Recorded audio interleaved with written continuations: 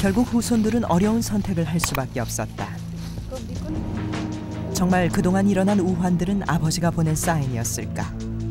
파묘가 시작되고 잠시 후 후손들은 끔찍하게 훼손된 아버지의 시신을 마주하게 되었다. 요대로 안 하고 씻고 이러면 전부 유골이 희설대부잖아요. 전부 분해대부잖아요. 그 분해 안 되기 위해서 요리하는 기라. 아, 살이 덜 썩은 거예요? 예.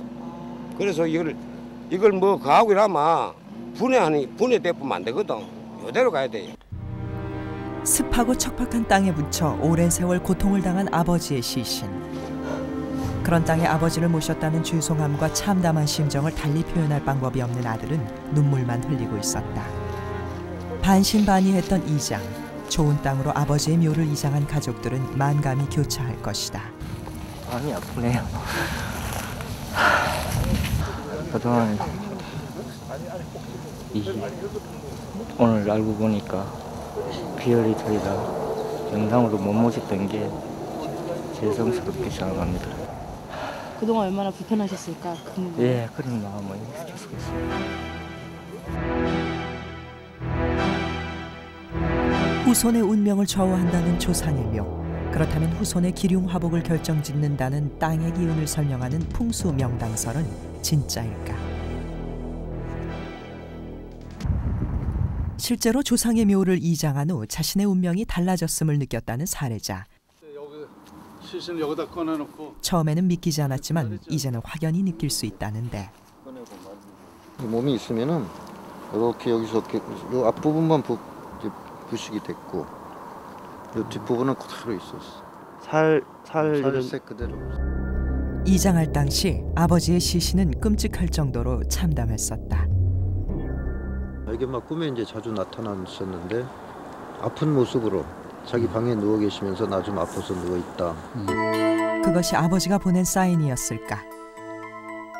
아버지를 그곳에 묻어둔 5년은 아들에게는 지우고 싶을 정도로 끔찍한 시간이었다는데. 그럼 거기 가서. 맞선자도 사고로 죽고 이제 난지 한 100일이나 돼. 돌도 안 됐었는데 그랬어.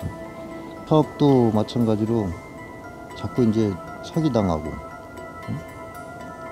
내가 이제 똑똑지 못해서 그런 거지만 그렇게 이제 돈이 막 나가더라고 여러 가지로. 반신반의로 결정한 이장이었지만 아버지를 편안하게 모셨다는 자체로 흐뭇하다. 쓰고 나서 다시 처음 오신 거예요? 처음 왔죠 나는. 그렇다면 과연 이곳은 풍수지리학적으로 어떤 곳일까? 좌청령 우백호. 네, 장청령이 조금 약하긴 해요. 그래도 여기 이렇게 탁 틀어져서 괜찮아요. 그리고 이 정혈, 이게 혈무야. 뒤에가 쭉 내려와서 여기가 딱 혈이 뭉친 자리죠. 저 앞에 보이는 그 주작, 저 앞에 보이는 산 봉우리, 이게 주작입니다. 저런 형상이 있어야 자손이 부를 형성하는 거예요. 부자 되는 겁니다.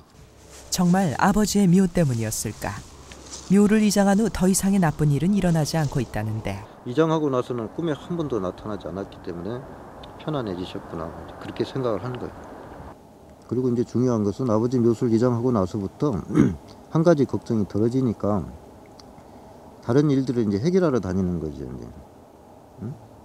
좋은 방향으로 뭐든지 해결하려고 하는 그런 게 좀 편해지더라고요 마음이. 죽은 자도 간절히 원한다는 그 명당은 실제로 존재하는 것일까? 그렇다면 명당의 조건은 무엇일까? 제작진은 명당은 실제로 존재하고 그 명당을 실제로 보여주겠다는 한 풍수 전문가와 명당을 찾아 나섰는데. 제가 지금 서 있는 위치쯤이 좋은 기운이 집중적으로 뭉쳐있는 그러한 장소이죠. 자신 있게 자신이 서 있는 이곳이 명당이라고 호언장담하는 풍수 전문가. 어느 한 곳을 가리키는데 이곳이 바로 명당의 조건을 갖춘 곳이란다. 산등성이를 이어주는 입수, 혈판을 감싸는 선입과 전순이 배치된 혈, 즉 명당이다. 땅의 기운을 따져 찾은 명당은 흙을 보면 알 수 있다고 한다. 겉으로는 드러나지 않지만 한 척 이상 파고 들어가면 확연히 다른 흙이 나온다. 이 언뜻 보면은 돌 같잖아요. 네. 근데 이렇게 힘 하나도 안 들이고 이렇게 깨져요. 그리고 여기에는 그 모래 한 알도 섞이질 않아 가지고 아주 초미립자로 있어서 이렇게 밀으면 매끈합니다.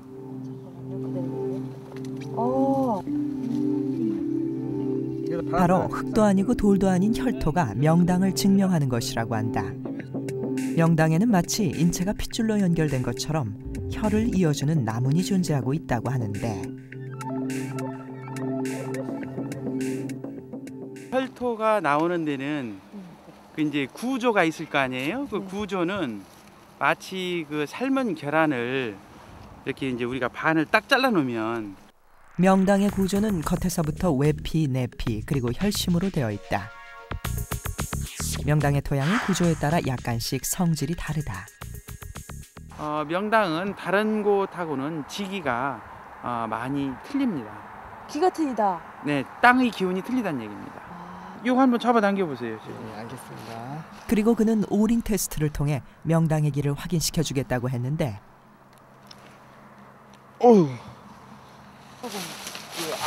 아니라는 곳으로 다리를 옮겨서 한번 다시 해봐요. 잡아당겨 네. 그냥 쉽게 벌어지는데. 정말 기가 작용을 하는 것일까? 제작진은 다시 한번 시도해 보았다. 문이 이렇게 세.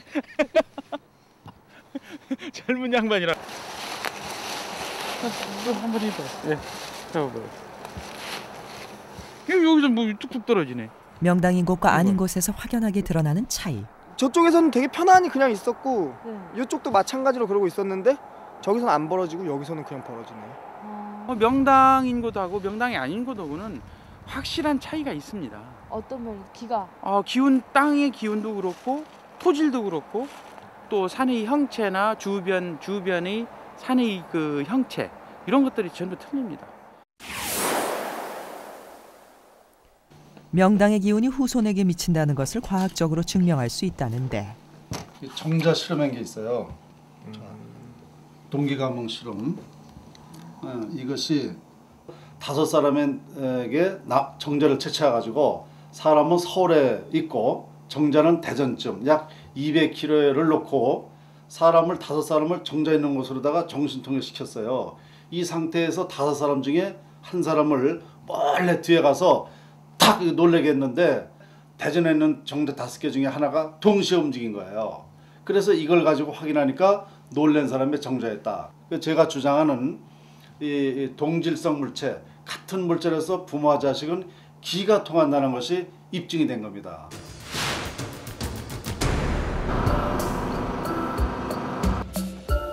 같은 기운을 가지고 있기 때문에 그 기운이 기를 타고 전해진다는 동기가몽설. 그렇다면 이들 풍수 전문가들은 조상의 묘만 보고 후손의 기륭화복을 점칠 수 있을까? 우리는 한 의뢰자를 통해 그 결과를 지켜보기로 했다. 아니 이제 오빠도 빨리 돌아가시고 그러니까 궁금해지 그런 게. 옛날에 그 저쪽에 할머니 산을 이장을 하라고 그랬는데 안 했으니까 그때 그래야지 자손들이 좋다 그랬는데 우리가 안 했으니까 그게 이제 무슨 역할이 나쁜 게 있지 않은가 해서. 이게 엄마 아버지 보내요 여기가. 어머니 아버님요? 네 여기가요. 여러 개의 묘의 제작진을 안내하는 의뢰자, 과연 무슨 사연일까? 큰오빠가 돌아가시게 되고 그다음에 이제 한 2년 더 흘러 엄마 돌아가시고 그다음에 이제 큰아들이 돌아가셨으니까 엄마는 이제 쇼크를 받았겠지 뭐. 그랬지. 또 작은오빠 돌아가시고 계속 그렇게 된 거야. 집안에 우환이 낀 거지. 올케까지. 올케까지. 단기간에 그랬죠. 단기간에. 한 2년 더 흘러 한꺼번에 많이 돌아가신 거지. 두 사람의 전문가를 통해 우리는 확인해 보기로 했다. 과연 풍수지리 전문가들은 묘를 보고 이 집안의 사정을 어느 정도 예측할 수 있을까? 주변 산세와 지형, 토양 등을 토대로 꼼꼼하게 감정에 들어간 전문가. 과연 그는 어떤 평가를 내릴까? 자손이 흉사할 수도 있고 또 아주 사업적으로도 망할 수도 있고 현재는 따님한테도 나쁜 지장을 받는 거예요. 놀라울 정도로 그 상황을 짚어낸 전문가에 이어 또 다른 풍수지리 전문가도 감정에 들어갔다.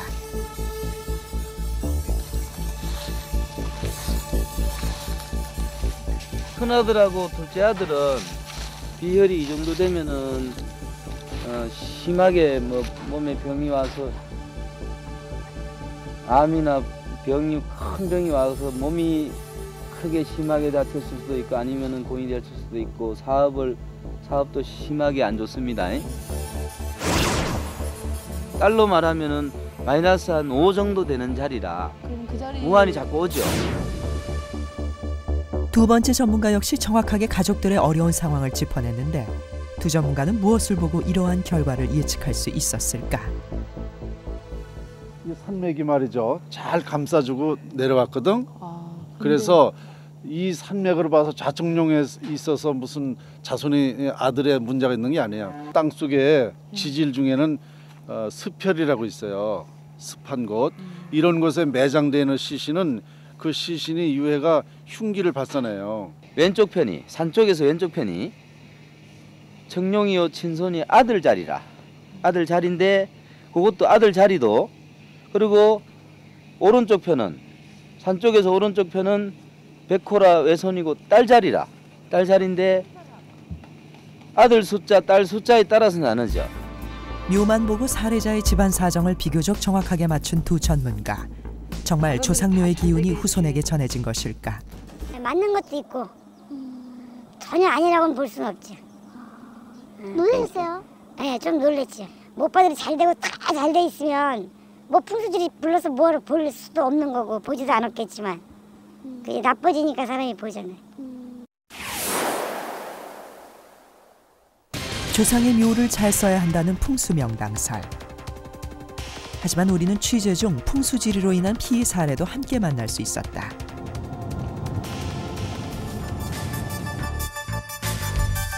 부모 산소를 쓴 후 오히려 평화로웠던 집안이 시끄러워졌다는 피해자. 왜 천하의 명단자라고 이야기했는데 왜 그 부모 산소를 쓰고 난 후에 이제 재난이 후환이 많느냐 물어보니까 다른 데서 뭐 이사해서 그렇겠지 뭐 이런 양 또 2천만 원이나 받고 그렇게 2천만 원이요? 예, 그금을 들여가 이상을 했는데 명당을 지정받고 직원에게 무려 2천만 원을 줬다는 사례자. 어디다 고소를 할 때가 있습니다. 어떻게 고소할 데가 없잖아요. 어디다 하소연 하겠습니까? 저희들이 자기네들대로는 또 할 말이 있잖아요. 저 좋은 자리에 써가지고 뭐 이름 유명한 사람이 됐다든지 뭐 지금 사는 거 그래 사고시 문 안에 잘 살고 있는 거 아이가 그게 명단 자리지 어떤 게 명단 자리고 뭐 이런 쪽으로 뭐 말을 하니까 지금 더 이상 말을 어디 붙일 데가 없더라고요. 그리고 우리는 명당이라는 곳으로 부모님 묘를 이장한 후 한 달 만에 중풍을 맞았다는 또 다른 사례자를 만날 수 있었다. 저기 산수를 잘못 썼다고 그 말뿐 다 많이 들었어요. 그 당시에 멀쩡했던 사람이 그것도 혈압도 없던 사람이 저혈압이라서 수영을 했던 사람이 이렇게 쓰러지니까 묘를 잘못 옮겨서 저기 이장을 잘못했다. 이장 전 사업도 승승장구해 남부러울 것이 없었던 부부는 이장 후 중풍에 사업까지 망했다. 주위 잘 본다는 사람 소개받고서 이제 한 건데 그 이후로다가 저뿐만이 아니고 저희 형제들도 다 안 좋고 이러다 보니까 뭐 보면은 이장을 잘 못해서 그랬다는 말들은 하는데 뭐 지금 과학적인 뭐 근거는 없고 어떻게 할 수도 없고. 부모를 위해 선택한 이장이 오히려 화를 불러왔다고 말하는 피해자. 그렇지 억울한 거 생각하면요 나랑 똑같이 해주고 싶었어요. 고수보다 저는요 나 같은 똑같은 병 걸리게 해주고 싶었어요. 기가 막혔지. 조상의 묘자리 기운이 자손에게 전해진다는 대지의 기운. 하지만 전문가들은 명당은 살아생전 효를 다하고 열심히 산 사람에게만 허락이 되는 것이라고 했다. 음덕을 복으로 만들어내는 것은 바로 본인의 노력이 아닐까. 좋은 곳에, 양지 바른 곳에 이렇게 그 부모님을 안치를 하게 되면은 마음이 편하니까, 마음이 편하면은 공부도 열심히 할 수 있는 거고, 일도 열심히 할 수 있고, 마음이 편치 않으면은 못 하는 거 아니에요. 조상의 묘토에 의한 30%가 되지 않습니다. 나머지 70%는 자기 노력의 여하에 따라서 성공의 좌우가 되는 겁니다. 그래서 맹신하지 말고 언제든지 자기 묘토가, 조상의 묘토가 좋다 하더라도 자기 노력을 배갈해야 됩니다. 그러니까 그거 말로는 설명할 수 없으니까 그냥 내가 단지 뭐 하면 감 지르고 그러니까 돌아다니고 제가 제 모습을 본 적은 없죠. 밤이 무섭다. 잠이 두렵다. 매일 밤 원인 모를 자신의 기이한 행동 때문에 괴로움을 느끼는 사람들이 있다. 뇌는 잠들었으나 몸은 깨어있다. 한밤의 테러 몽유병. 하지만 기억할 수 없다. 몽유병의 실체는 무엇일까?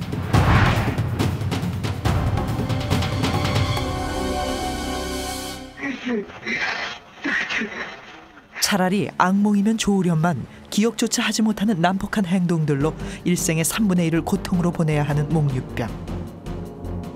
몽유병을 앓고 있는 사람은 의외로 많다.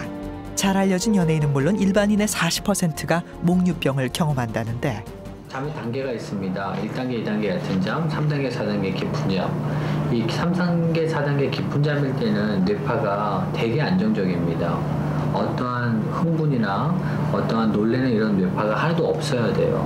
네, 진짜 잠을 쿨 잘 자는 단계인데, 이때 이상한 뇌를 흥분시키는 뇌파가 나오면 걸어 다닐 수도 있고, 심지어는 난폭한 좀 행동을 보일 수도 있고, 그래서 움직이지 않아야 될 행동이 나오는, 특히 깊은 잠에서 이거를 바로 이제 몽유병이라고 저희가 부르고요. 자기 의지와는 상관없이 수면 중에 보이는 이상 행동들은 현대의학으로 봤을 때 뇌파로 설명할 수 있다고 하는데, 몽유병 환자들이 정상인의 뇌파와 큰 차이를 보이는 것은 야간 수면 뇌파. 제작진은 검사를 통해서만 알 수 있다는 수면 뇌파에서 그들에게만 나타난다는 몇 가지 특징을 확인할 수 있었다. 여기 보시면요, 여기가 뇌파고요. 이렇게 안전도, 이렇게 턱 근전도.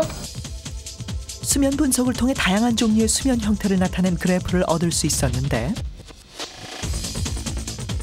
파형을 살펴보면 정상인의 경우에는 일정한 패턴과 주기를 가진 고른 뇌파가 나오는 반면, 몽유병 환자의 경우에는 알아보기 힘들 정도로 어지러운 파형이 나타나는 것이 특징이다. 뇌파를 통해 알 수 있듯이 뇌는 수면 중에 엄청난 자극을 받고 있다. 때문에 통제할 수 없는 행동을 함과 동시에 전혀 기억을 못하게 되는 것인데, 가장 흔한 게 호흡장애가 제일 많을 것 같아요. 호흡장애는 코골이라고 보시면 되고요. 코골이는 지금 전인구의 25%에서 많게는 50%까지 코를 골고 있고요. 이제 코를 골면서 뇌를 흥분시키는 코골이가 있고, 뇌는 흥분시키지 않고 소리만 나는 코골이가 있습니다. 그리고 수면 다음 검사하자는 아무도 알 수가 없겠죠. 그래서 코를 골면서 뇌까지 계속 흥분하면서 그 흥분한 뇌파가 3, 4단계 잠에서 딱 만나게 되면 이제 솟아지게 놀라면서 이제 몽유병이 될 수 있습니다.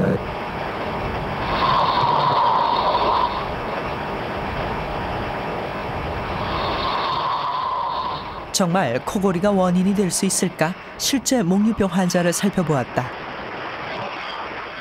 정상인과 다름없이 코를 골던 이 환자는 갑자기 호흡장애 현상을 먼저 보인 후 발작을 하는 모습을 볼 수 있었는데, 문제는 이러한 몽유병 행동이 범죄로까지 이어진다는 것이다. 외국에서 일어나는 한 성폭행 사건은 몽유병 환자인 가해자에게 무죄를 판결하기도 했었는데, 국내 사례는 거의 없지만 외국 사례에서는 실질적으로 심하면 살인까지 벌여주고, 어떠신 분은 자유행위 하시는 분이 있어요. 자기 기억을 못해요. 저는 별로 낮에는 별로고 안에는 심한 사람은 아까 말대로 계속 얼굴을 치거나 자기 스스로가 자해행위를 하시는 분도 있거든요. 40대 후반의 한 여성, 몽유병을 오래 앓고 있었지만 사회적 체면 때문에 쉬쉬하다가 뒤늦게 병원을 찾았다. 이 여성의 증상은 밤마다 옷을 벗는 것. 다음날 아침 일어나 벗겨져 있는 자신의 알몸을 보고 매번 소스라치게 놀랐다는데 속옷까지 다 벗는데도 불구하고 그녀는 모든 일을 전혀 기억하지 못했다.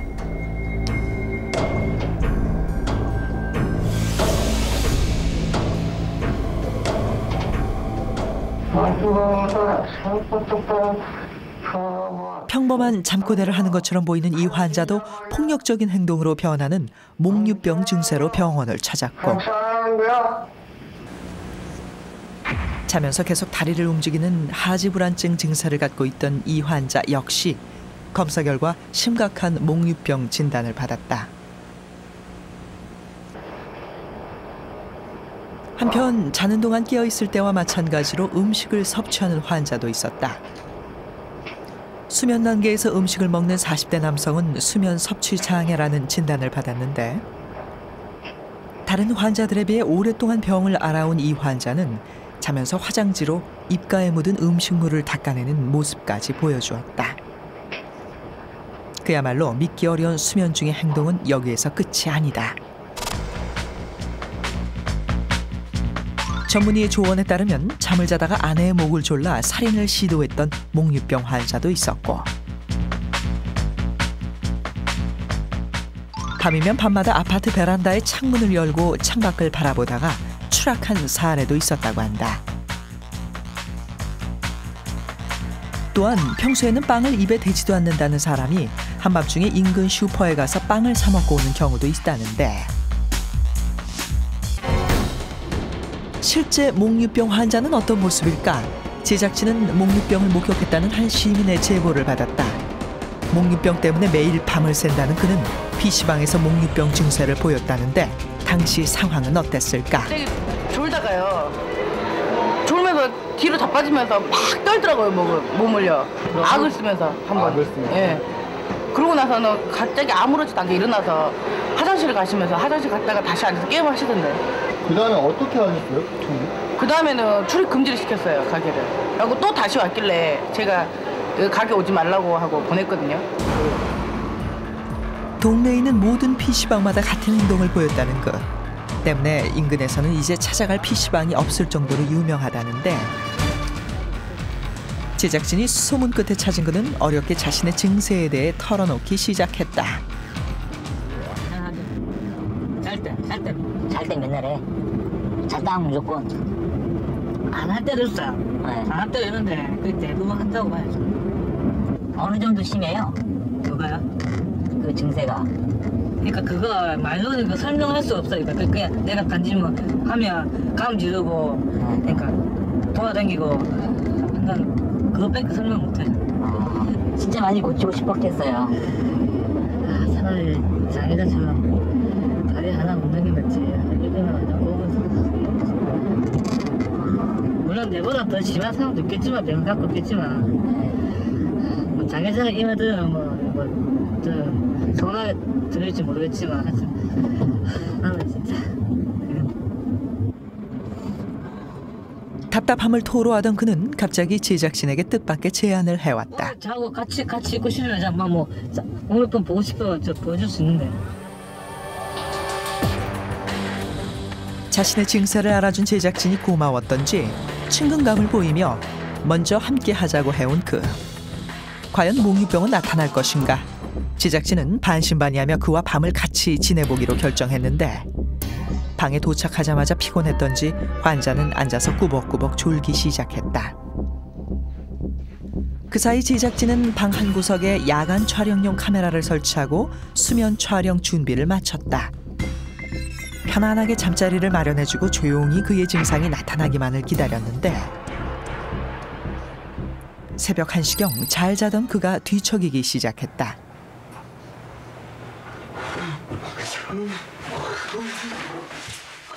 첫 번째 발작이 시작됐던 것이다.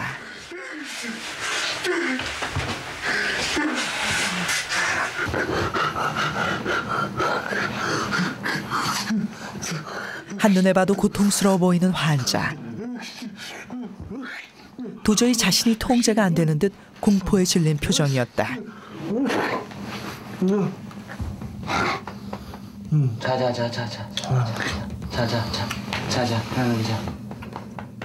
제작진이 조심스럽게 다가가 달래고 나서야 겨우 안정을 되찾는 모습이었다.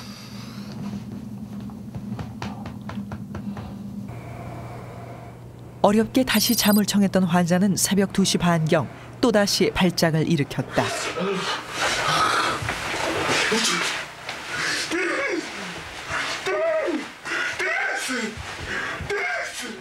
이번에는 조금 더 강렬하고 격한 증세를 보였는데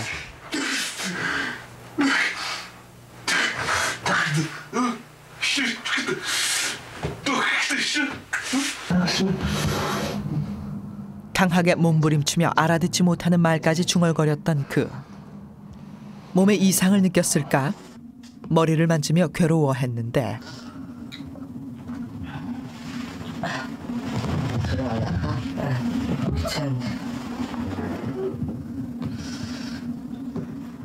잠에서 깨어난 그는 조금 전 자신의 행동에 대해 전혀 모르는 듯 보였고 심지어 어딘가 많이 아파 보였는데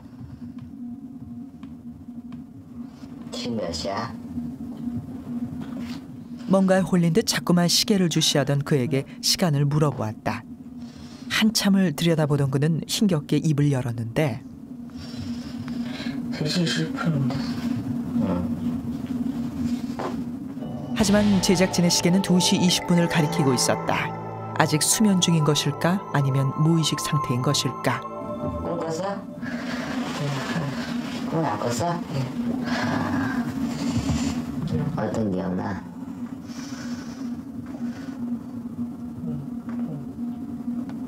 기억 잘 안 나?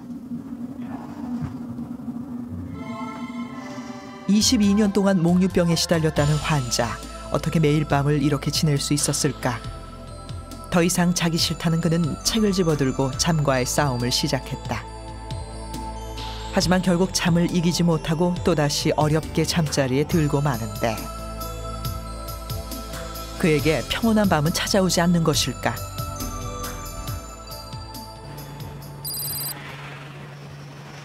새벽 4시경 다시 3차 증세가 나타나기 시작했다.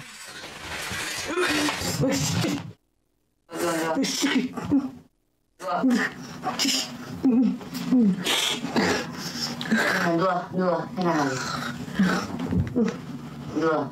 제작진이 밤새 관찰한 결과 1시간 반 단위로 발작이 이어졌다. 사람이 깊은 잠에 빠져드는 시간은 1시간에서 2시간 사이. 환자가 수면을 취하고 발작한 시간과 정확히 일치했다.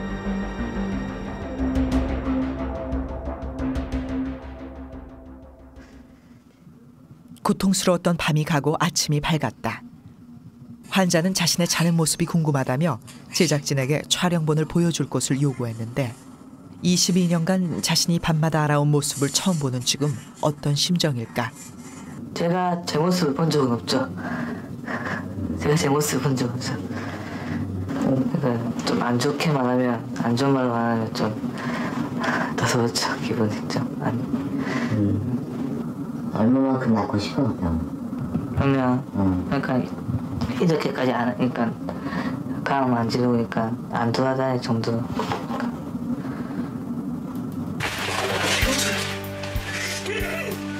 매일 밤 계속되는 이 지독한 악몽은 정말 끝이 없는 것일까? 현대의학으로 충분히 고칠 수 있진 않을까?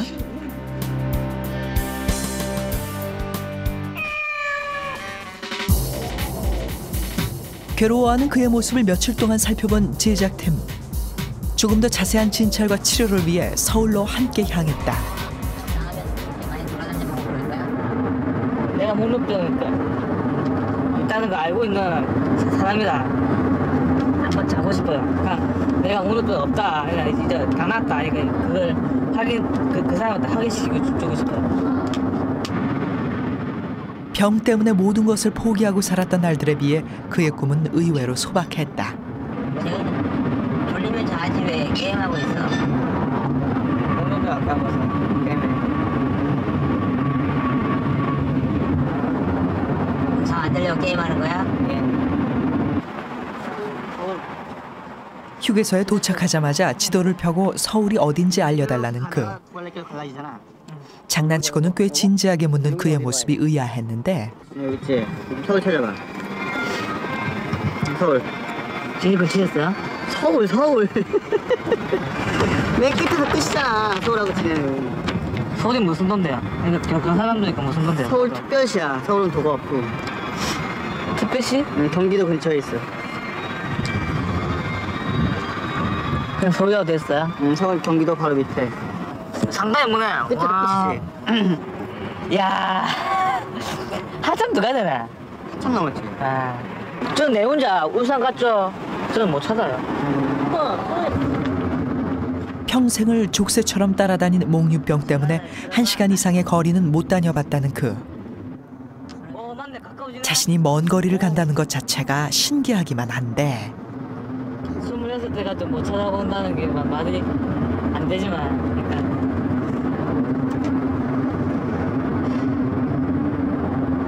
그러니까 내가 이렇게 말해도 참 한심하네. 26대 가지고 서울도 혼자 못 찾아가고 뭐 집에 못 가고.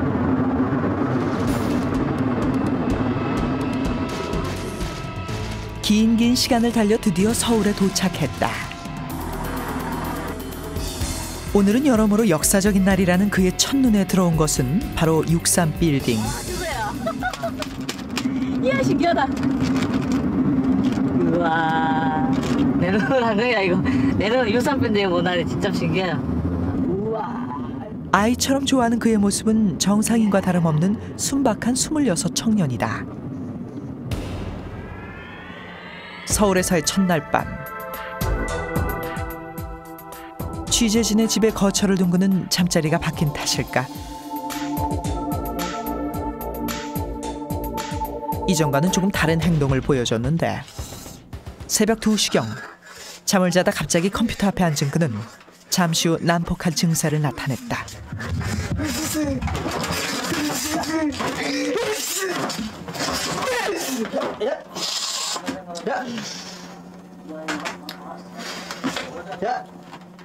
뜻밖의 행동에 제작진도 놀라지 않을 수가 없었는데 하지만 그의 증세는 여기서 그치지 않았다.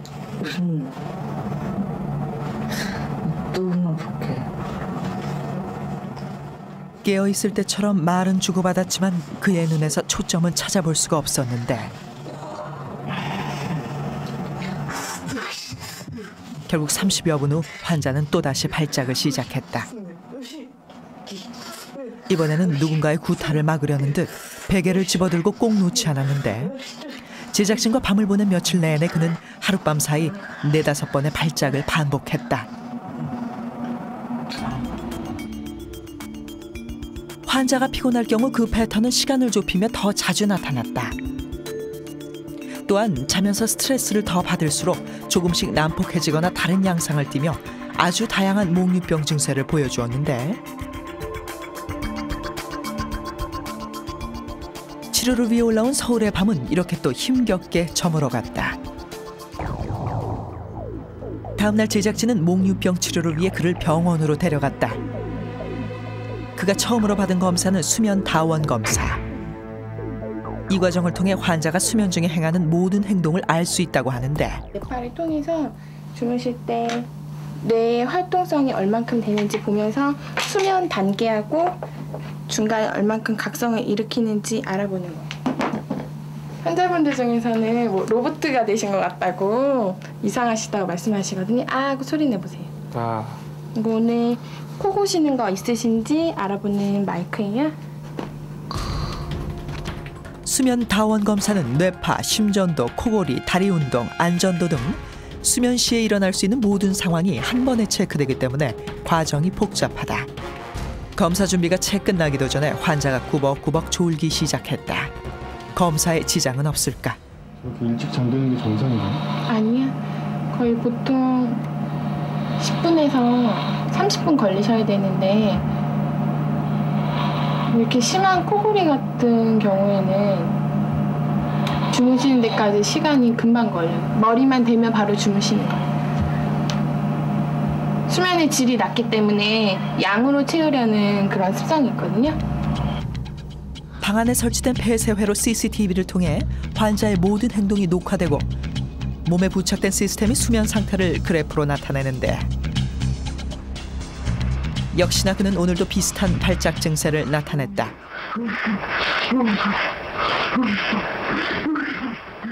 검사를 했던 하룻밤 동안에만 무려 9번의 몽유병 증세가 관찰됐는데 누구와 싸우는 듯한 행동.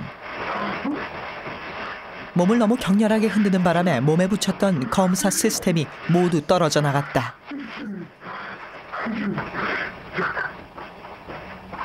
엎드려서 주무시면 안 되세요. 똑바로만.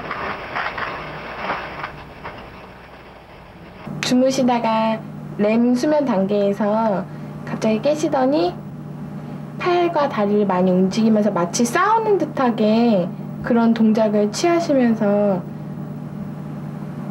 깨셨었어요. 처음 본데 이런 사람. 네. 며칠 후 병원을 다시 찾았다. 결과가 어떻게 나왔을까? 소리 지르면서 밤에 주무실 때 기억나세요? 소리도 나고 막 기억날 때 기억날 것 나는 것도 있고 안 나는 것도 있고. 네. 이게 숨이 멈추는 거예요. 원래 이게 숨의 리듬이 있어야 됩니다. 예. 정상인 분들과 비교를 해봐드리면 이게 호흡이 이렇게 세근세근 쉬는 거거든요. 수면 중 고른 파형을 나타내는 정상인의 뇌파와 비교해 볼 수 있었는데 그의 뇌파는 일정한 패턴이 없이 아주 불규칙하고 어지러운 파형을 그리고 있었다. 일단은 높이가 어때요? 되게 불규칙하죠, 호흡이. 호흡 자체가 일단 불규칙해 되게 불안해요. 뭐 이렇게 모양이 삐뚤삐뚤하고 급기야는 일직선 숨을 안 쉬잖아요. 그러면 어때요? 뇌가 활짝 놀랍니다. 코를 골면서 나타난 무호흡 현상. 그로 인한 발작 증세와 뒤이어 나타나는 몽유병 증세까지. 환자의 모든 수면 상태는 그래프상에서 최고치를 기록했는데 밤이면 어김없이 찾아오는 악몽. 그렇다고 잠을 안 잘 수도 없는 노릇. 몽유병 환자들은 죽을 때까지 이 병을 안고 살아야 하는 운명인 걸까? 거의 한 80%에서는 치료가 된다고 보시면 되는데 20%는 장담 못하는 게 뭐냐면 이미 기술적 태어날 때부터 약간 그런 게 세팅이 돼서 아주 강하게 몽유병으로 표현되신 분은 100% 치료가 안 될 수도 있거든요. 그렇지만 대부분은 2차적인 원인만 제거해 좀 좋아지기 때문에 한 70-80%에서는 거의 완치된다고 보시면 될 것 같습니다. 증세가 악화되면 파킨슨씨 병으로까지 유발된다는 몽유병. 생각보다 많은 사람들이 앓고 있지만 치료 방법을 몰라 다들 쉬쉬한다는데 22년간 몽유병으로 고통받았던 이 환자 역시 마찬가지였다. 12년 동안 못 고치는 병인 줄 알았는데 고칠 수 있다고 하니까 당연히 좋죠. 진짜 그 다 낫기만 하면.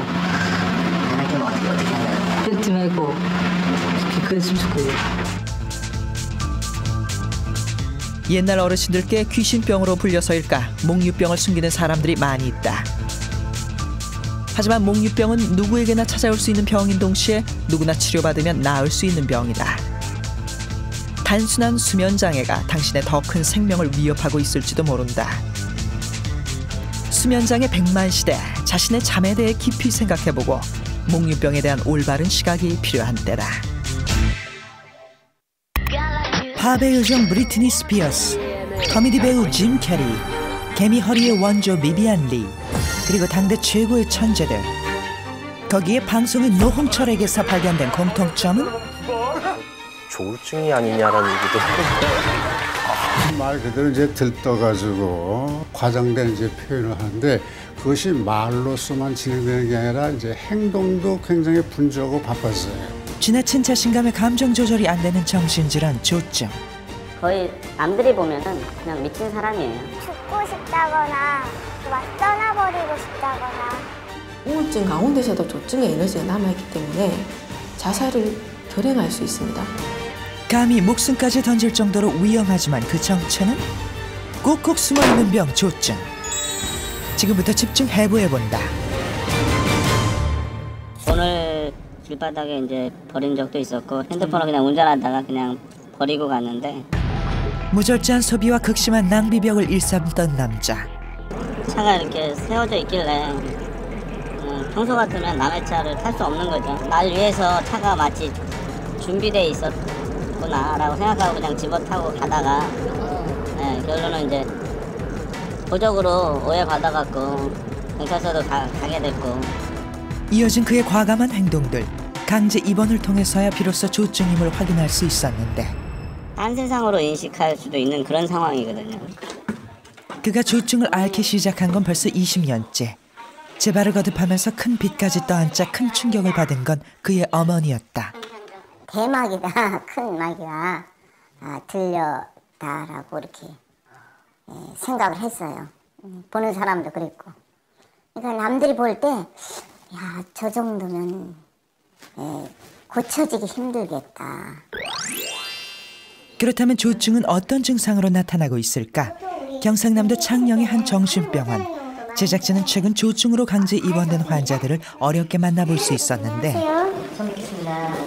제작진이 인사를 건네자 한반도부터 그리기 시작하는 조증 환자. 중국과 러시아에 있는 북한 경계선까지 치고 올라가서 부산에 있는 데까지 와서 공격을 하고 제압을 한 다음에 이제 한반도를 통일한다는 계획까지. 이건 설마 북한 선제 공격의 계획? 제가 봤을 때는 여기까지 올라가는데 한 3-4일 걸릴 것 같거든요. 거기는 단독 제재이기 때문에 이 사람이 항복을 해버리면 각 사단들이 다 여기서 항복을 하겠죠. 그때 했으면 초토화 됐을 거예요. 하지만 환자가 직접 쓴 내용이라고 하기엔 작전 계획서도 꼼꼼하고 치밀하기까지 한데 과연 그의 망상은 어디까지일까? 조증이 심해지면은 과대 망상이라든가 그것 때문에 행동장애가 일어날 수도 있고, 그러니까 망상의 수준까지 다다르는 거죠. 과대 망상이 되면은 또 거기에 따른 피해 망상도 같이 동반될 수가 있고, 내가 높은 위치에 오르니까 남들이 나를 음해하려고 또 무슨 나를 어떻게 해하려는 그런 망상이 생길 수도 있고요. 제작진이 이번에 만난 건 22살의 한 여성. 이른 시간부터 게임방을 찾은 그녀. 게임에 한창 열을 올리던 중. 심하다. 못하는구만. 그거지. 돼지 다루면서 덤벼.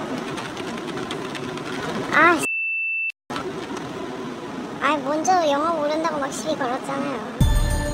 앳된 얼굴에 도통 어울리지 않는 과격함과 이어지는 욕설. 게임이 잘 풀리지 않자 금세 화까지 내며 자리를 박차고 나가기까지. 화난 대낮 거리에 나와서도 신호등은 무시. 자칫 사고로까지 이어질 수 있는 위험천만한 상황인데 그녀의 이런 거친 행동의 원인은 무엇일까? 어차피 사람이 우선이지 차가 치겠어요? 위험하잖아요. 위험하긴요. 사람이 우선인데 치면은 차가 돈 물지 제가 돈 물어요? 제작진은 그녀의 행동을 더 지켜보기로 했다. 어디론가 발걸음을 바쁘게 옮기는 그녀. 이제 또 어디 가게요? 날씨도 좋고 기분도 좋은데 술 한잔 하려고요? 봄이 되면 종종 낮술을 즐긴다는 그녀. 이걸 신세대의 자유분방함으로 해석해도 될까? 안주거리? 아니 낮에 술 마시지 말란 법이 있냐니까요? 기분이 무척 좋은 듯 자리를 잡자 술부터 들이키는 그녀. 하지만 대낮에 젊은 여성 홀로 그것도 낮술을 즐기기엔 장소가 꽤나 민망스럽다. 상관없을 것 같은데? 그랬다 실제로 이 자리에선 그녀보단 오히려 제작진이 부끄러움을 느꼈을 정도. 그녀는 낮술 때문이었을까?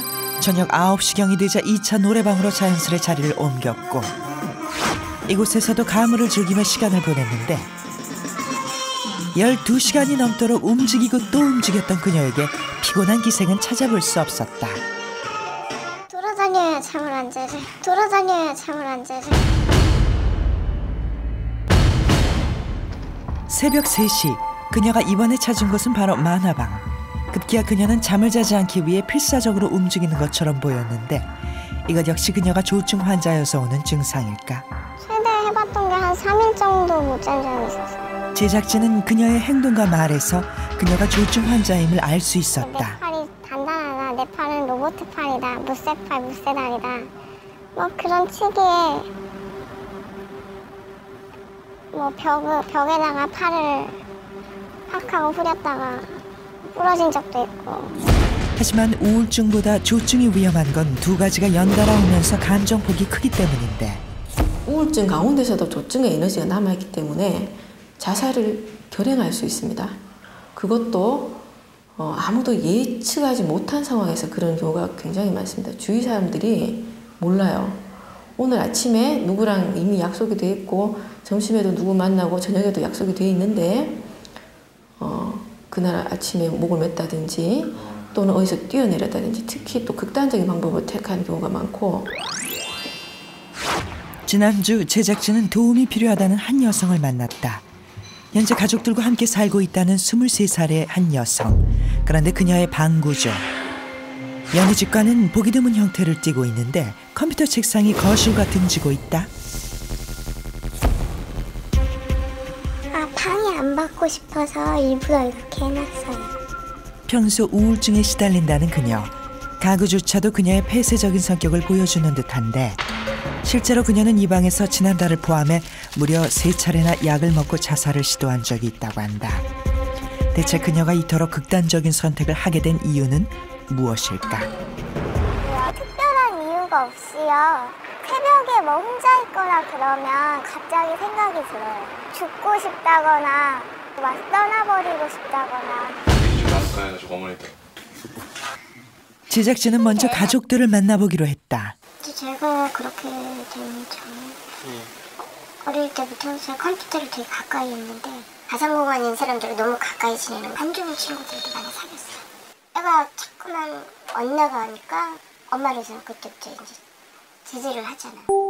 딸의 반복적인 자살 시도에 신경과민증까지 얻었다는 그녀의 어머니. 진짜 너무 힘들 때는 그래 나 죽어버릴까 보다. 보기 싫어서 그런 생각도 한 적 있어요. 오랜만에 친구와의 약속, 시종일관 밝은 모습이다. 하지만 한 달 전 자살을 시도했다고 보기에 지나치게 밝고 활달한 그녀. 혹시 그녀 안에 조증이 있는 게 아닐까? 최면을 통해 그녀의 마음을 들여다보기로 했다. 밝고 세상에 불가능이 없어 보이고 그러다 보니까 거짓말 같은 말이 또 되겠네요.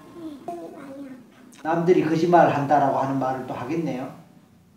지금 상태는 이제 우울하기도 하고 외롭기도 하고 반면에 또 이제 다른 사람한테 비춰지는 자기를 또 생각하는 거예요. 그러다 보니까 그럴 때는 또 친구들하고 어울리고 재미있는 모습도 보이고 하는 그런 이중적인 측면을 가지는데 정작 자기는 이런 이중적인 것을 같이 인식하거나 느끼지를 못해요. 그래서 어떤 의미에서 혼란스러운 상태라고 봐집니다. 엄마 손을 꼭 잡고 보다 적극적인 치료에 나선 그녀. 현재의 심리 상태에 맞는 치료법으로 조증과 우울증 두 가지 기분 장애를 동시에 없애는 노력을 해야 하는데 따님 같은 경우에는 양가 감정이 많이 심하죠. 그 다음에 상대방에 대한 사람에 대한 신뢰성을 많이 잃어버렸죠. 특히 이제 부모님이라든지 가족이라든지 자기 친구들이라든지 타인에 대한 이해 능력이라든지 그런 것들이 부족합니다. 우리 따님이 이제 가장 원하는 게 뭐냐면 부모로부터 인정받는 거예요. 제가 아까 했던 것처럼 그냥 놔두시면 돼요. 지켜가지고 그 믿음으로 신뢰로. 하지만 건강한 정신은 몸 건강이 뒷받침돼야 비로소 완성되는 법. 약물 과다 복용으로 손상된 장기를 먼저 회복하는 게 급선무다. 지금까지요. 뭘 하다가 자살 시도 때문에 몇 번이나 중간에 포기하고 그랬던 적이 있는데 이번에 치료 받으면 그런 것 좀 다 없애보고 하려고요. 조증과 우울증을 동시에 앓으며 삶의 목적마저 포기했던 시간들. 인생에서 한창 꽃 피울 나이 23살. 그녀가 세상을 향해 조심스럽게 다가서려 한다. 20년째 조증 환자인 정 씨를 다시 만난 제작진.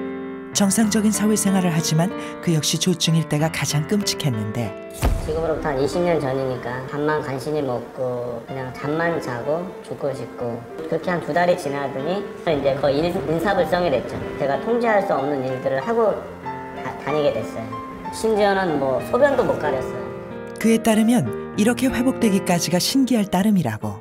거의 남들이 보면은 그냥 미친 사람이에요. 제 자신은 거의 뭐 신적인 존재? 어디서 홀려서 다닌다고 봐도 정답이죠. 지난 20년은 그의 어머니조차도 평생 잊지 못할 고통의 시간이었는데 유리창 같은 것도 이렇게 때려 부시고 또 이렇게 내가 이렇게 피하려고 하는데 뒤를 이렇게 때리기도 하고 전혀 그런 게 없었는데 걸음도 정상이 아니고 뭐 전체가 다 정상이 아니더라고요. 하지만 그 누구보다 치료에 적극적이었던 어머니. 내가 이제 정상적인 사람으로 생각하고 대화를 자꾸 한 거예요. 자꾸 이제 긍정적인 걸 할 수 있다. 다시 일을 시작할 수 있다. 내 목적 하던 걸 할 수 있다. 그런 얘기를 해주니까 극복이 된 것 같아요. 꾸준한 약물 치료는 물론 자연식으로 건강을 되찾으려 노력하고 있는데 하지만 병을 인식하는 게 가장 첫 번째 할 일.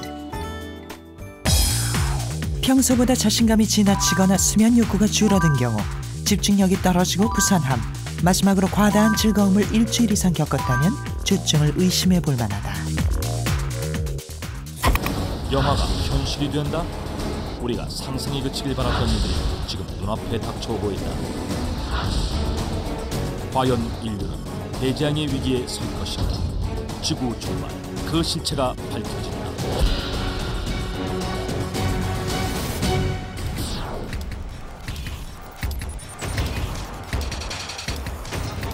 (1990년대) 세상을 떠들썩하게 했던 다미 선교의 휴거 종말론 신봉자 11만 명만이 최후의 날에 살아남을 수 있다는 것이었는데, 그리고 2009년 초 다시 수면 위로 떠오른 종말론. 과거 종교적인 예언과는 전혀 다른 형태로 퍼지고 있는 2012년 지구 종말론의 실체는 과연 무엇일까? 전 세계적으로 카트리나, 쓰나미와 같은 자연재해로 인한 피해가 점점 더 크게 발생하기 때문에 지구의 종말이 가깝다는 것. 가까운 미래에 우주에 떠도는 소행성이 지구와 충돌하는 이른바 딥 임팩트를 겪으면서 지구상의 생명체가 모두 사라지게 될 것이라는 주장.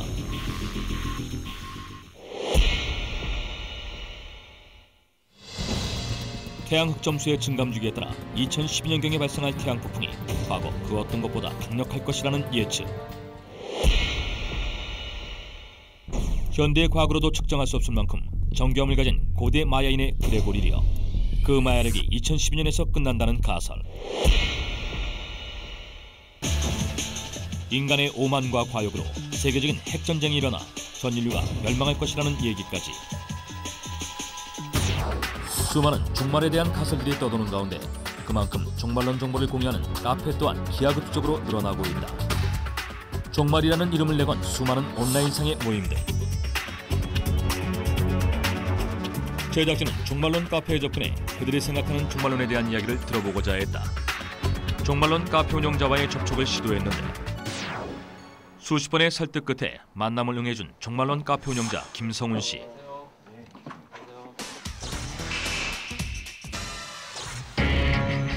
종말론에 대한 많은 정보들 중 시중에 내온 책을 통해 객관적으로 설명해주겠다는 그. 핵심되는 부분이 여기 다 나와 있어요. 이제 인류가 맞은 바 없는 가장 강력한 태양 흑점 폭풍이 발생된다. 그리고 북극과 남극이 이제 역전되는 자기장 역전으로 이제 새로운 빙하기가 도래한다. 그다음에 이제 거대한 금융위기로 인한 미국의 파산과 이제 경제 붕괴를 얘기한다. 그리고 내재에 버금가는 전염병 창궐, 그다음에 물가 상승과 극심한 이제 전력난으로 석유 전쟁이 발발한다. 이제 동양 쪽에는 이제 그 예를 들어서 경암유록, 정감록, 그다음에 이제 남사고 선생이 쓴 내용 보면은 이제 알 수 없는 괴질병거 뭐 이런 얘기를 많이 해요. 기다노 대승정 일본의 큰 이제 스님이죠. 이제 예언한 부분이니까 뭐 대한민국 사람은 450만 명이 산다. 근데 세계적으로 가장 많이 살 수 있는 그 나라가 대한민국 사람이다. 그렇게 얘기한 부분이 있어요. 충격적인 부분이죠. 실로 충격적인 예언. 이제 전전 뭐 수중학전 문구 중에 이제 정감록에 이렇게 나오죠. 객엄유록 등의 대부분의 기계서에 나오는 용어로서 뭐 천지개벽 및 뭐 국난 등 예상에 직면하면 대중들이 인도해줄 수 있는 뭐 능력을 갖춘 인물이 때 이렇게 사용되고 있다 이렇게 나오는데 이제 전전이라는 그 내용이 그 이제 여기 보면 정감록에 이렇게 나오는 내용.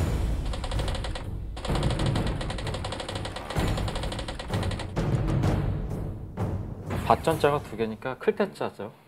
태전이라는 뜻인데 옛날에 대전의 그 원래 용어가 태전이었어요. 충청도 일대 중앙 허리라인 쪽에 거대한 피난민 그린 벨트가 형성이 된다라는 그런 이야기도 들었어요. 그렇다면 그가 생각하는 종말의 시기는 과연 언제일까? 2012년 전후로 13, 12일 전후로 이제 가시권 내로 들어올 거예요. 조짐이 이렇게 이대로는 안 되겠다라는 조짐이 이렇게 나올 때가 있어요. 근데 알만한 사람들은 다 그리 내려가더라고요. 대전 쪽으로. 재작년에인가 굉장히 이렇게 대전 쪽으로 이사 갔던 사람들이 암암리에 많다라는 그 내용도 있어요. 그가 말하는 종말은 2012년과 그 재앙을 피하는 대피지역의 존재 여부. 우리는 회원수만 2만 6천 명에 달하는 종말론 카페에 접속해 대재앙을 준비하는 사람들을 수소문하기 시작했다. 그러던 중 제작진은 단양의 4,000평의 땅을 대재앙의 대피처로 보유하고 있다는 회원과의 접촉을 시도해봤는데 시간이 나시면은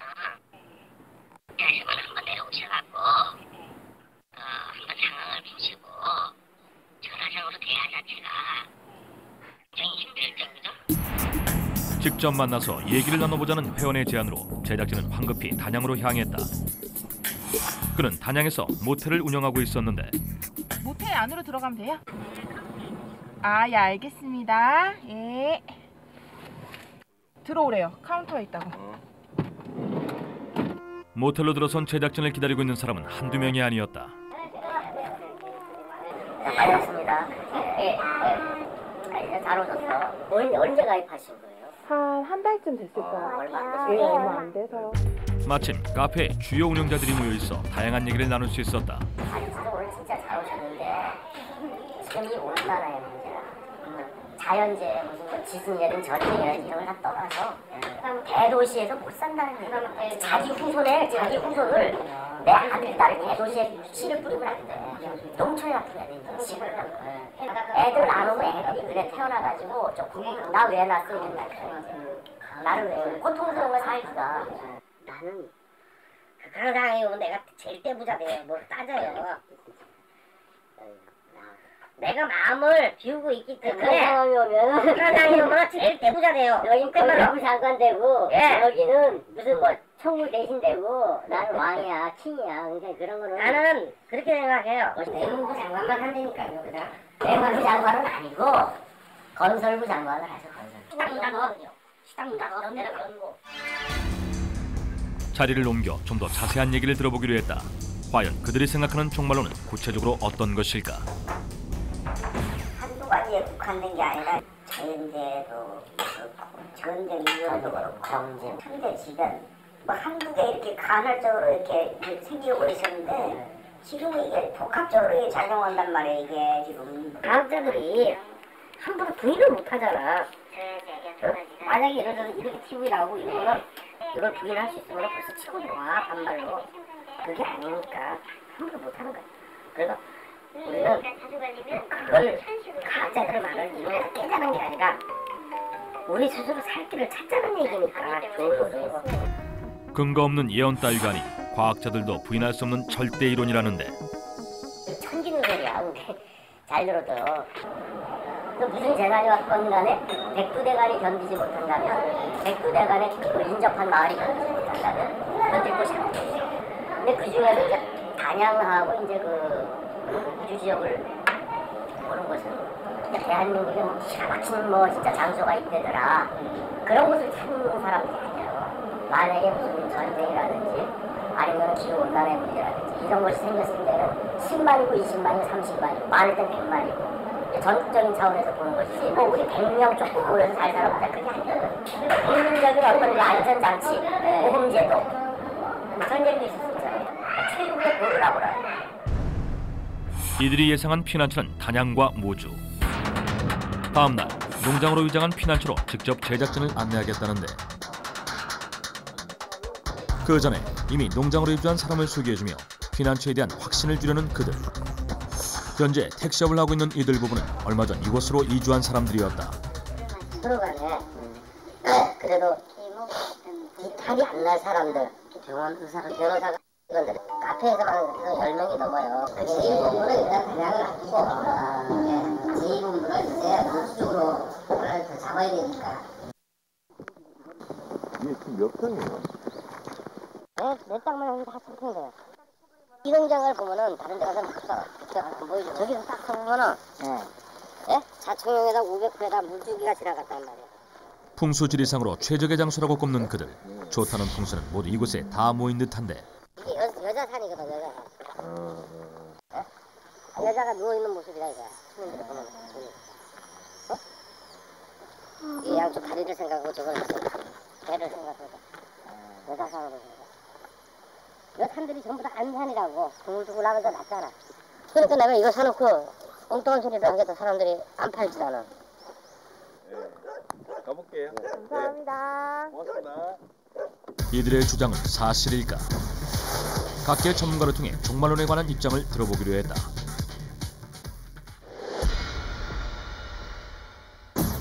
변종 바이러스로 인한 지구 종말설은 사실인지 그 의문에 대한 해답을 들을 수 있었다. 1918년에서 19년 사이에 별칭으로는 스페니시 플루라고 스페인 독감이라고 붙어 있습니다만 당시에 인플루엔자 A 바이러스 H1N1형에 의해서 20억 인구가 살고 있던 지구에서 최소 2천만 명, 약 4천만에서 5천만 명이 사망한 것으로 추정하고 있습니다. 지금 걱정하는 게 이제 H5N1형이 당시에 유행했던 H1N1형과 같은 유행을 불러올까봐 전 세계가 긴장하고 있는 거죠. 운석 충돌은 일어날 수 있는 현상입니다. 그리고 실제로 지구 과거 역사에서 운석이 충돌했던 예가 많이 있고 그 중요한 사건이 있는데 그게 바로 이제 공룡의 멸망이죠. 아마 공룡 멸망은 운석이 충돌해서 지구에 그 대규모 화재가 일어나서 그것으로 인한 기후 변화라든지 이래서 공룡이 멸망한 걸로 그렇게 추정을 하고 있습니다. 이 태양의 경우는 보통 달력을 얘기할 때 항상 이 세상이 시작되는 날과 끝나는 날이 있는 걸로 봤지만 그렇지만 동양의 경우는 항상 반복되는 주기가 있습니다. 그래서 마야역도 그 반복되는 주기성을 표현하는데 그 주기가 끝나고 다음 다시 주기가 시작되는 그 점이 뭐 2012년이라고 하는데 그러한 주기성은 충분히 그 마야 달력에 내포되어 있습니다. 언제 어떤 식으로든 일어날 수 있다는 대재앙의 순간. 막을 수 없다면 그에 대한 국가적인 대비책이 필요할 터. 과연 우리나라에도 국민들이 대피할 수 있는 피난처가 있을까? 현재 우리나라에 총 23곳의 1등급 핵대피설이 존재한다는데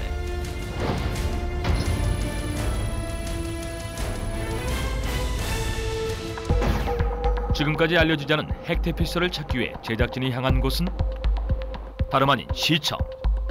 국내 최초로 공개되는 광주시청 지하의 1등급 민간 핵대피시설. 과연 그 내부는 어떤 모습일까? 여기가 바로 우리 충무시설이 되겠습니다. 저 문 너머에 대피시설이 있다? 드디어 그 모습을 드러내는 민간 핵대피시설. 폭풍파로부터 이렇게 보호를 해야 되고 또 이 방사선으로부터 차단할 수 있도록 하기 위해서 약 40cm 이상의 두께의 철근 콘크리트로 이렇게 방폭문을 이렇게 만들고 있습니다. 대피처로 들어가는 입구에 있는 또 다른 시설. 과연 무엇일까? 우선 그 오염된 인원이 우리 이제 예부에 이런 피복 같은데 오염원이 묻었을 때 일단 여기서 이제 제거하는 그런 공간이 되겠습니다. 핵에 노출되지 않게 한 여러 가지 물품들 또한 준비되어 있었는데 그중 비닐 방독면은 핵물질이 터졌을 경우 간단하게 자기 자신을 보호할 수 있도록 한 화생방 물품이다.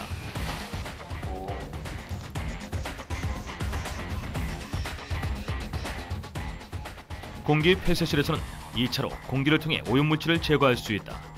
공기가 이제 여기서 압력을 주게 되면은 그 압력에 의해서 공기가 여기서 막 나온단 말이죠. 그러면 여기에 이제 자기 머리 이런 데 오염원들이 다 이렇게 제거가 되겠습니다.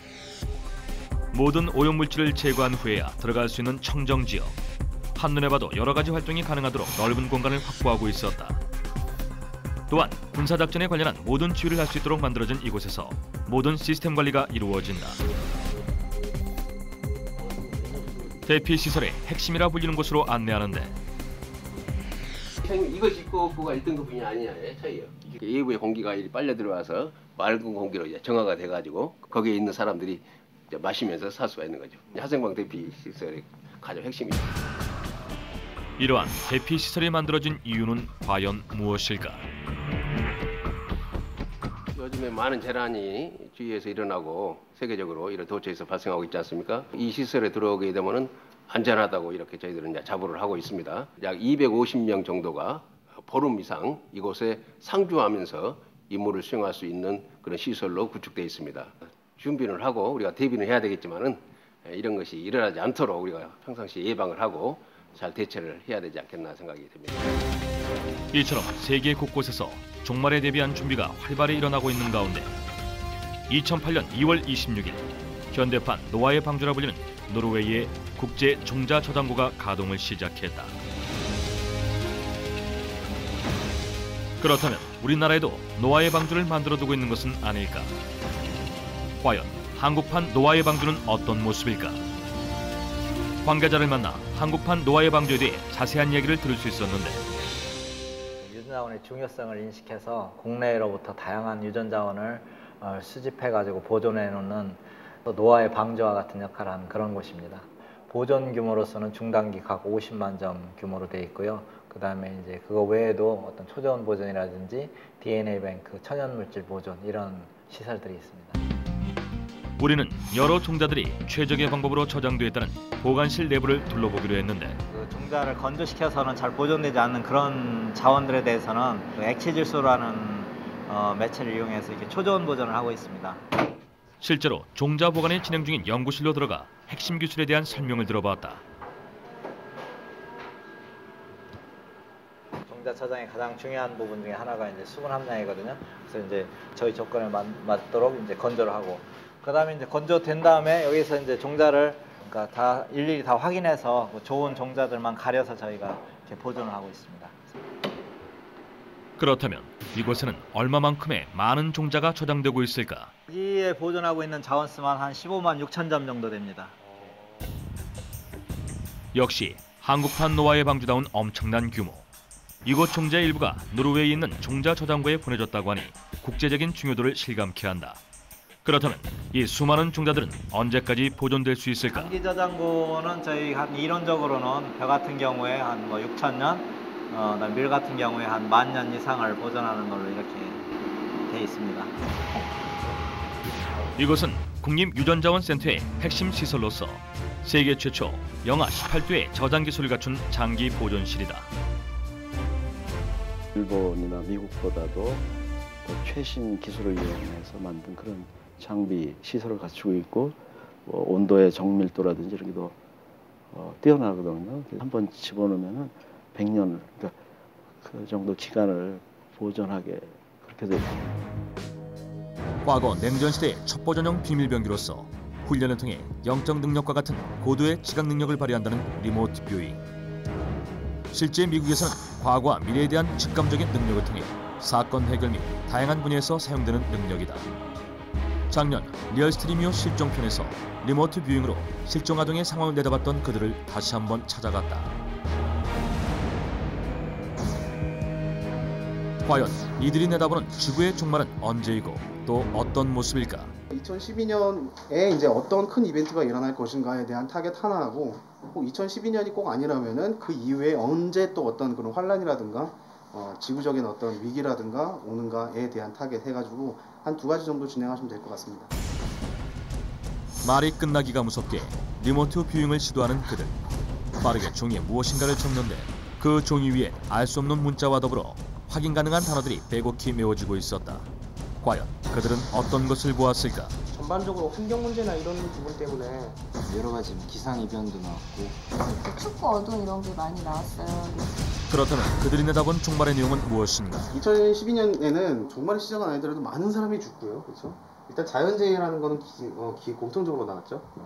자연재해라는 건 공통적으로 나왔죠. 자연재해로 인한 지구의 종말? 폭동이나 환란으로 이어진다는 얘기가 되게 많이 나왔어요. 예. 그래서 이것이 그냥 많은 사람들이 죽는 것으로 끝나는 게 아니라 그 어떤 이런 기상이변으로 시작해서 어떤 국가 간의 대립이라든지 뭐 이념이라든지 폭동이라든지 이런 거로 같이 이어질 수 있다. 예. 이렇게 조심스럽게 조망해 볼 수 있을 것 같아요. 지구 종말에 대한 좀 더 구체적인 상황이 궁금한 제작진은 한 번 더 리모트 뷰잉을 요청했는데 사망하는 2009년부터 110년까지 시점과 그 원인은 이 기간 안에 그런 일들이 발생한 어떤 소지들이 있는지 보고 만약에 일어난다면은 어떤 것인지 충분히 연결을 이 질문하고 하시면은 거기다가 알려드린 방법대로 손만 대셔도 어느 정도 뽑혀 나오실 거예요. 더 구체적이고 자세한 면을 봐야 하기에 고도의 정신 집중이 요구되는 상황. 서서히 종이 위에 그들이 내다본 지구 종말의 구체적인 내용들이 써내려져 가고 있는데 우리가 생각했던 것보다 훨씬 더 명확한 시점을 제시했다. 과연 그들은 어떤 구체적인 지구의 종말을 본 것일까? 2105년쯤에 2075년 정도? 2100년 사이 정도 핵이나 아니면 뭐 그런 류의 버금가는 일단 그런 폭발들로 인해서 문명 같은 것들이 많이 사용을 못하게 된다. 일단 피난 같은 게 많이 나왔고요. 저도 폭발 같은 거 나왔거든요. 그들이 내다본 지구 종말의 실체는 자연재해에 이은 거대한 폭발. 일단은 여러 사람이 어떤 균일한 결과들은 나왔어요. 대충 시기들도 비슷하고요. 인간에 의해서 처음에 생겨졌고 또 그것이 또 자연을 파괴하는 결과를 또 발생시키고 자연은 또다시 그것 때문에 인간을 파괴하게 되고 서로 그런 악순환으로 계속 이제 반복이 되는 어떤 그런 패턴들이 보이고요. 2060년에서 2110년 정도 사이에는 이런 것들이 거의 결론이라고 볼 수 있을 정도의 어떤 대환란. 그렇지만 이것도 마찬가지로 전체 인구를 다 없애는 건 아니고요. 제가 보기에는 그런 이벤트가 일어날 것으로 일단은 공통적으로 나오긴 합니다. 단지 인류에게 닥칠 큰 재앙일 뿐 지구의 종말은 아니라는 그들. 그 밖에 무시무시한 전염병이 몰고는 지구의 종말을 예견하는 이들도 있었는데 실제 발생 가능한 일일까? 그런 일은 절대로 없을 겁니다. 사람도 하나의 숙주기 때문에 병원체에 대해서 이론적으로만 따진다면 사실은 숙주도 적응을 하게 되고 병원체도 적응을 하거든요. 병원체와 숙주 사이에 언젠가는 균형이 이루어지면서 또 서로 그 기생을 하고 또 병원체도 살아가기 때문에 그런 일은 발생하는 겁니다. 그렇다면 마야렉이 예견한 2012년 지구 종말론은 진실일까? 아니면 단지 소문에 불과한 추측일까? 역사적으로 보면 종말이라는 얘기가 여러 번 나왔습니다. 유럽의 경우는 종말론이 기원전부터 있었던 겁니다. 동양에도 이 종말론적인 사고가 여러 번 있었습니다. 그래서 이 종말론이라는 것은 반복되는 주기의 끝점과 시작점일 뿐이지 그것이 그날이 어떤 특별한 사건이 일어나는데 결정적인 날이 된다는 것은 말한다는 사실 자체가 과학자적인 입장에서 보면은 의미가 없는 일이죠. 그 밖에 소행성 충돌과 태양 흑폭풍 등의 천문학의 바탕을 둔 지구 종말론의 발생 가능성은 얼마나 될까? 2013년에 처음 접근하는 지구 근접 천체가 있는데 그때 접근해서 충돌할 확률이 한 10억 분의 2 정도 된다고 추정을 해놨습니다. 그러면은 그런 것들이 10억 개가 날라와야지 한두 번 이제 부딪힌다. 2030년, 40년, 50년 가까이 가면은 궤도가 점점 정확해지고 충돌 확률은 점점 낮아지고 이제 그렇게 될 거라고 생각합니다. 소행성이라든지 뭐 해성이라든지 이런 게 충돌을 한다면은 뭐 그 충격은 엄청날 거고요. 그렇지만 뭐 지구의 모든 생명을 멸망시키는 일은 사실 일어나지는 않을 겁니다. 엄청난 대재앙을 예고한 수많은 가설들. 하지만 무엇이 진실인지는 아무도 모른다. 끊임없는 자연재해와 세계적인 경제난으로 뒤엉킨 혼돈의 시기를 살고 있는 지금. 우리는 절망이 아닌 시작이라는 희망으로 하루하루의 삶을 이어가는 것으로 미래를 준비해야 하지 않을까.